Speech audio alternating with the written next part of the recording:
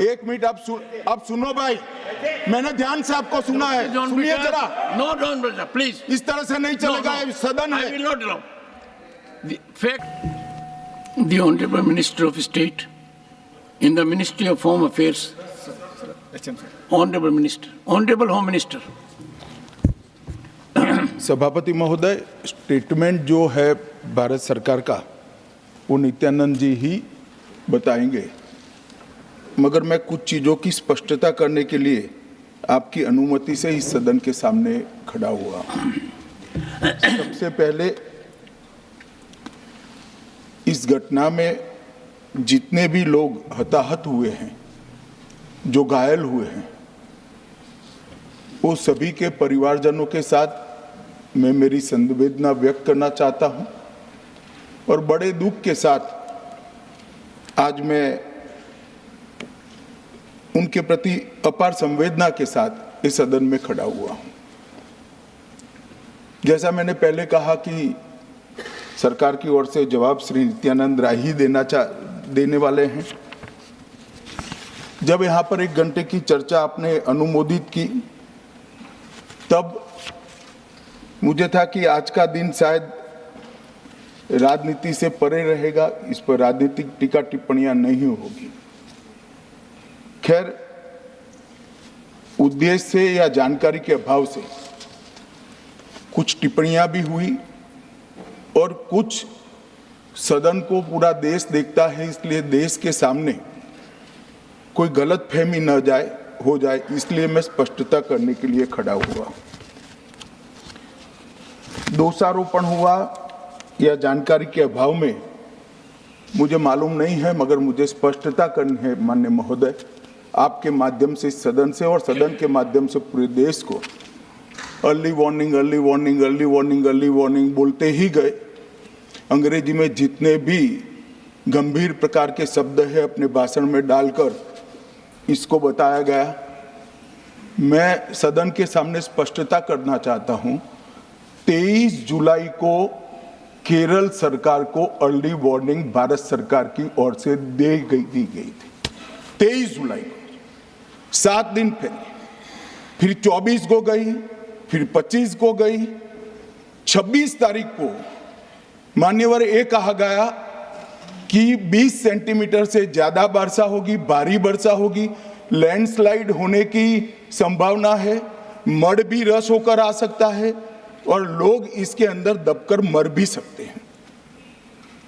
मैं कुछ कहना नहीं चाहता था मान्यवर, मगर भारत सरकार की अर्ली वार्निंग सिस्टम पर सवाल किए गए, इसलिए मैं कहता हूं please listen us, please listen अस, मत चिल्लाइए, प्लीज रीड इट। जो वार्निंग भेजा है उसको पढ़िए जरा। और इस देश में कई राज्य सरकारें ऐसी हैं जिन्होंने इस प्रकार की वार्निंग का उपयोग कर कर जीरो कैजुअलिटी डिजास्टर मैनेजमेंट किया है। मैं ओडिशा राज्य सरकार के लिए भी, उस वक्त हमारी नहीं थी, नवीन बाबू की थी, हमने 7 दिन पहले साइक्लोन का अलर्ट भेजा, सिर्फ 1 व्यक्ति मारा गया, वो भी गलती से मारा गया। गुजरात सरकार को हमने साइक्लोन का अलर्ट 3 दिन पहले भेजा, एक पशु भी नहीं मरा साहब। मगर मैं बड़ी विनम्रता के साथ कहना चाहता हूं कि आप जो घिसे पिटे शब्द यहां लेकर आए हैं और डिमांड ही करते जा रहे हैं, अर्ली वार्निंग सिस्टम है। भारत सरकार ने 14 के बाद अर्ली वार्निंग सिस्टम के लिए 2000 करोड़ रुपया खर्च किया है और इसको साझा किया जाता है मान्यवर। 7 दिन पहले हर राज्य को सूचना भेजी जाती है और वो सूचना साइट पर सबके लिए भी उपलब्ध है, माननीय सांसदों के लिए भी उपलब्ध है। मगर कुछ लोगों को है कि यहाँ की साइटें खोलते ही नहीं है, विदेश की ही खोलते हैं। तो अब विदेश में तो इसकी अर्ली वार्निंग सिस्टम आएगी नहीं, हमारी साइट देखनी पड़ेगी मान्यवर। मान्यवर, वर्षा, 1 मिनट, अब सुनो भाई, मैंने ध्यान से आपको सुना है, सुनिए जरा। No don't brother, please. इस तरह से नहीं चलेगा, ये सदन है। I will not allow. The facts and figures and details are being imparted. Please, मान्यवर, Honorable Minister. मैं तो उस उद्देश्य से ही कहता हूं इसको सुनकर सभी राज्य अलर्ट हो, अर्ली में अलर्ट हो जाए। मेरा किसी को ताना लगाने का आशय नहीं है। वर्षा के लिए अर्ली वार्निंग सिस्टम है, हीट वेव के लिए है, तूफान के लिए है, चक्रवात के लिए है, यहां तक बिजली के लिए भी अर्ली वार्निंग सिस्टम है, जो 10 मिनट पहले बिजली अक्षांश रेखांक के साथ कहां गिरेगी वो सीधा कलेक्टर को इन्फॉर्म करती, मगर इसका कोई जिक्र नहीं कर रहा है। मैं तो मानता हूं जानकारी का अभाव होगा, जानकारी का अभाव है तो भी ठीक नहीं है, और राजनीति है मान्यवर तो बहुत दुखद है। मान्यवर, कई सारे राज्यों ने इसका उपयोग भी किया है और परिणाम भी आए, और इस अर्ली वार्निंग सिस्टम के तहत मैं आज सदन को बताना चाहता हूं, 23 तारीख को ही मेरे ही अनुमोदन से 9 एनडीआरएफ की टीमें केरल के लिए रवाना हो गई थी कि वहां लैंडस्लाइड आ सकता है। भारत सरकार ने 9 एनडीआरएफ की टीमें विमान से वहां भेजी। मैं पूछ सकता हूं मान्यवर, इतना मुझे पूछते हैं सारे लोग, केरल सरकार ने क्या किया?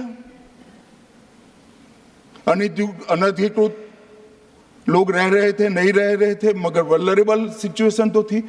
इनको शिफ्ट किया गया क्या? क्यों नहीं किया गया? कौन रोकता था? और शिफ्ट किया तो मरे कैसे? शिफ्ट पहले नहीं किया गया है, बाद में किया गया है। जितना बोलोगे उतना नुकसान होगा। मैं बोलना नहीं चाहता, परंतु जब आप आरोपात्मक तरीके से बात करते, मैं शांति से यहां बैठकर सुनने ही आया। मान्यवर, मैं आज आपके माध्यम से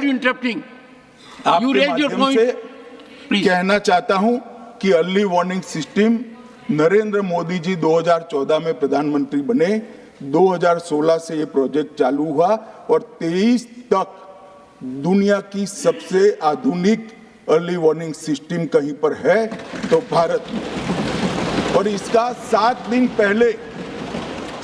पहले इसका अनुमान देने वाले 4 ही देश है, उसमें से एक भारत है। मगर उसको पढ़ना पड़ता है, डिमांड करने से कुछ नहीं होता। मान्यवर, जो उन्होंने कहा कि भाई डिजास्टर के पैसे रिलीज करने का राज्य के साथ पास अधिकार नहीं है, वो गलत है। मान्यवर, मैं इसकी भी स्पष्टता करना चाहता हूं क्योंकि सदन का रिकॉर्ड साफ रहना चाहिए।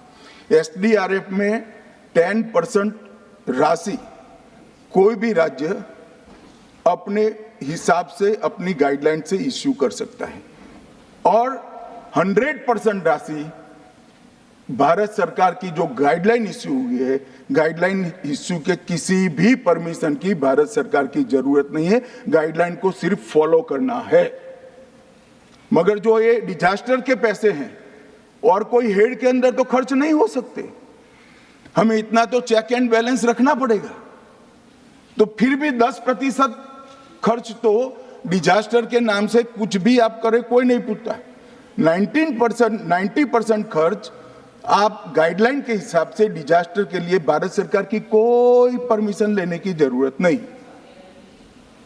और बंगाल का भी कहा मान्यवर, डिटेल स्टेटमेंट नित्यानंद जी पढ़ेगी, मतलब मैं स्ट्रक्चर्ड स्टेटमेंट नहीं दे रहा हूं, सिर्फ स्पष्टताएं कर रहा हूं। मान्यवर, बंगाल का भी कहा, हमने 6,244 करोड़ रुपया 14 से 24 तक बंगाल के अप्रूव किए हैं, और जिस प्रकार से इनके खर्च का हिसाब आता है इस हिसाब से रिलीज होते हैं, उसमें से 4619 करोड़ रुपया हमने रीएम्बर्स कर दिया है। मगर वहां थोड़ा प्रॉब्लम है हिसाब भेजने में। अब वो तो मैं अच्छे से नहीं कर सकता साहब, बंगाल ने ही करना पड़ेगा। अकाउंट देना पड़ता है तो सरकार है, कोई पॉलिटिकल पार्टी नहीं है ना। सरकार के कुछ रूल्स होते हैं, रेगुलेशन होते हैं, अकाउंटिंग सिस्टम होती है, एजी का ऑडिट होता है। हम किसी को नहीं मानेंगे तो थोड़ी तकलीफ आएगी, मगर धीरे धीरे आदत पड़ रही है, इंप्रूवमेंट आया है। इसीलिए 6244 में से 4619 करोड़ रुपया इनका रिलीज हो चुका है। और मैं फिर से कहना चाहता हूं मान्यवर, अर्ली वार्निंग सिस्टम दी गई थी, इसीलिए 23 तारीख को हमने एनडीआरएफ की 9 बटालियन वहां पर, 9 बटालियन वहां पर हमने भेज दी थी और 3 कल रवाना करी है। एनडीआरएफ की बटालियन उतरने से भी अलर्ट अगर हो जाते तो काफी कुछ बच जाता। मगर मैं किसी पे दोषारोपण नहीं करना चाहता हूं।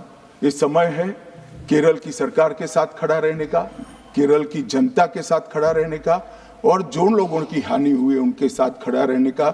मैं सदन को विश्वास दिलाना चाहता हूं, irrespective of party politics, Narendra Modi सरकार केरल की जनता और केरल की सरकार दोनों के साथ चट्टान की तरह खड़ी रहेगी।